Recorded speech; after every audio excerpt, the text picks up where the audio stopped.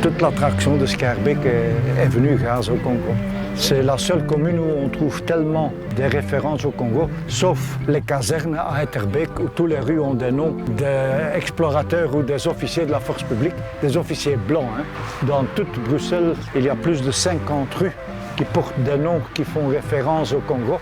Il n'y a aucun Congolais. Il n'y a que des blancs ou quelques localités comme ça, comme Katanga ou Tanganyika et tout ça.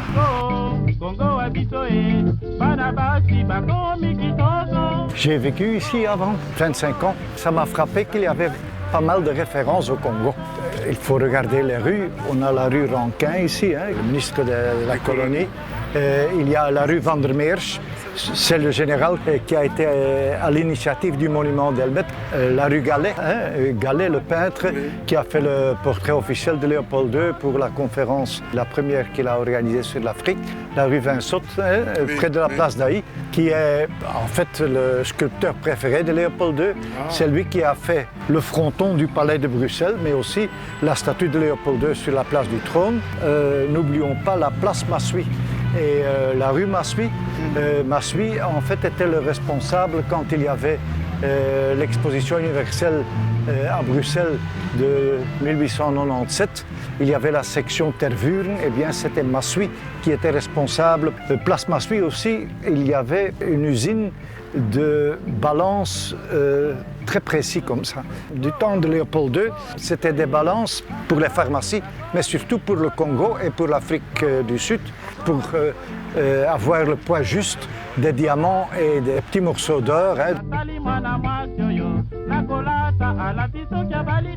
Quand le Congo commençait à rapporter beaucoup, il fallait créer un nouveau quartier pour la nouvelle bourgeoisie qui en profitait. C'est en 1901 qu'ils ont décidé de faire ça, et c'est dans l'optique de Léopold II. Ils voulaient toujours avoir un parc avec une avenue qui y mène et que ce soit une très belle avenue.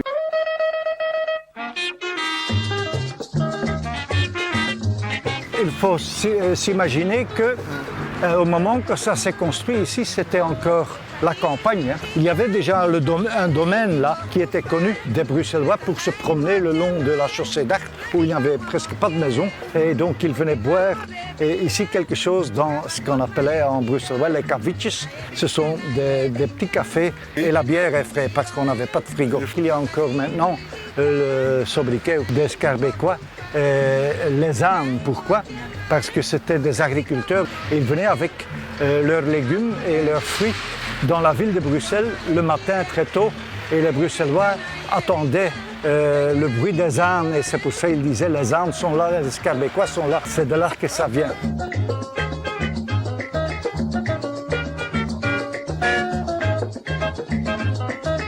L'ancienne église de Schaerbeek se trouvait ici.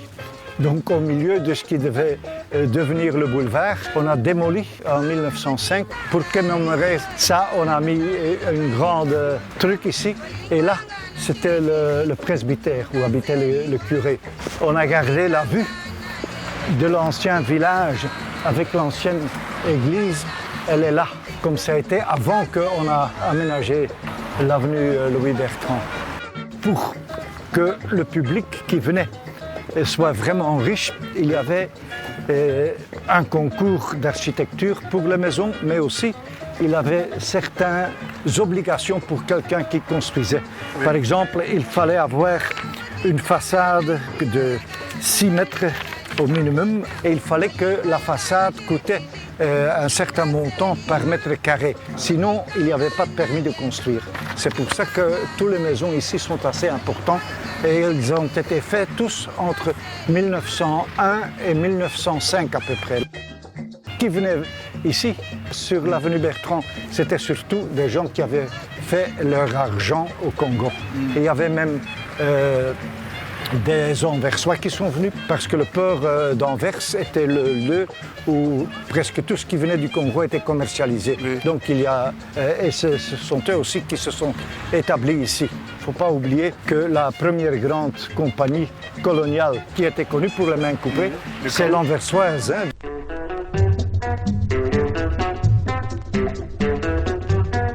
la première grande usine de pneus de caoutchouc se trouvait ici à Schaerbeek et c'était la famille Jenatzy qui avait ça. Le fils Jenatzy, il faisait la publicité pour les pneus et pour le caoutchouc du Congo avec sa voiture qui s'appelait La Gemme est contente. Il a fait pour la première fois 100 km à l'heure. Ça a été fait à Paris. Il a fait 200 km à l'heure, le premier au monde aussi, mais ça c'était fait dans l'hippodrome de Ostende. Il y a 20 ans à peu près, il y a un restaurant congolais qui a été ouvert ici, mais il n'a pas tenu. 1 an, 2 ans comme ça, il a fait faillite. Ben oui, il y a des belles façades, il y a parfois des écriteaux en néerlandais, hein, ça va avec le style. Hein. Dans le temps, le clivage était horizontal. Tout le monde à peu près qui avait étudié parlait quand on parlait de choses sérieuses en français, mais dès qu'on était au café, en famille, en zwanzais, c'était en bruxellois, en dialecte comme ça. Une rue parallèle là, la rue Thieffry. Thieffry, c'est le gars qui a fait le premier voyage en avion de Bruxelles au Congo. Et c'était en 1925, je crois, et ça a pris 51 jours. C'était le premier avion. Oui. Il savait voler que maximum 4 heures par jour à une vitesse qui n'était pas haute. Donc il fallait toujours qu'il se pose dans un poste militaire français où il pouvait faire le carburant.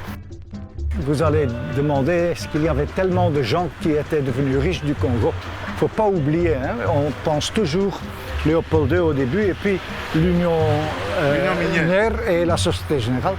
Il ne faut pas oublier qu'il y avait plus de 1300 compagnies coloniaux en Belgique. Il y avait aussi des petites compagnies comme ça qui distribuaient des produits qui étaient commercialisés. Le début de Deleuze, c'était les produits coloniaux. Hein. Il y avait aussi d'autres nouveaux riches ou bourgeois qui se sont établis ici.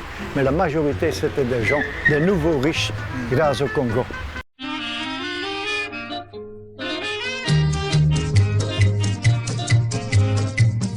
Au début, donc, c'était le domaine d'une veuve qui s'appelait Martha. Et la commune voulait acheter le terrain pour faire le parc, mais elle demandait trop d'argent. À un certain moment, elle a même menacé de couper, parce qu'il y avait pas mal d'arbres très vieux qui sont encore là, de les couper. Alors Léopold II est intervenu par le secrétaire de la commune de Laken et il a mis de l'argent pour acheter ces arbres pour qu'ils ne soient pas coupés.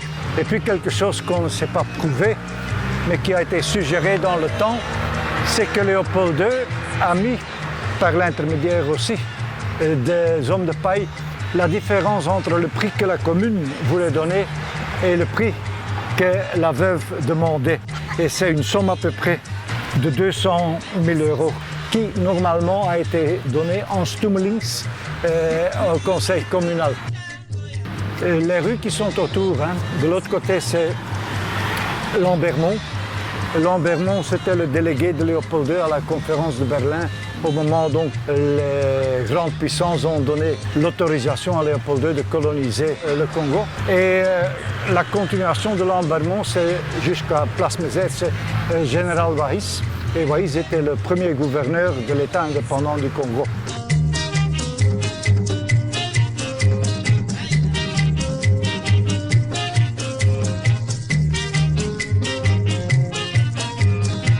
Ici, il n'y avait pas cette réglementation.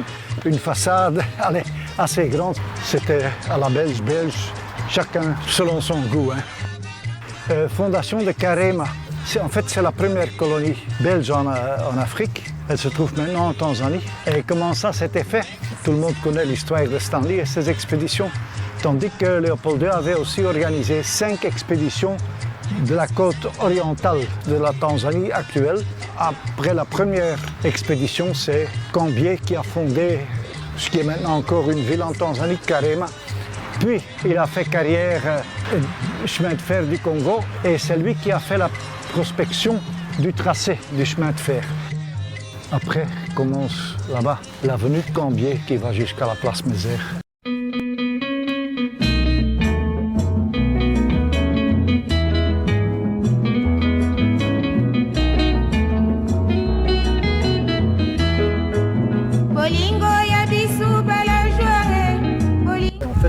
monument a été inauguré en 1970. C'était prévu que c'était le roi Baudouin qui l'allait faire, mais il était malade. Et c'est Albert qui est venu. C'est vraiment le dernier monument colonial qui a été fait.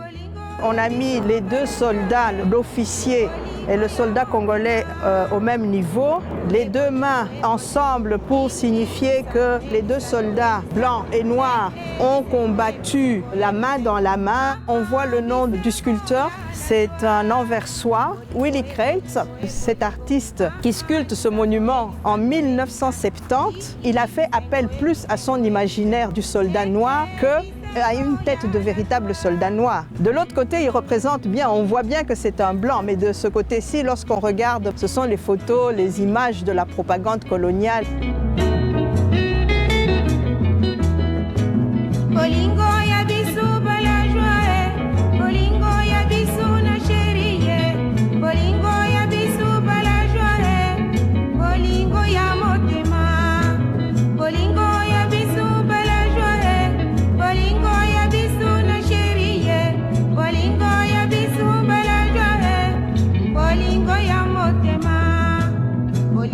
Bolingo e bolingo, lisano e lisano e lisano, bisengo e bisengo e bisengo, bisengo ya. Mais allez, donc Schaerbeek, on peut dire, de village, c'est devenu Genreville grâce avec tous les gens qui ont gagné de l'argent au Congo.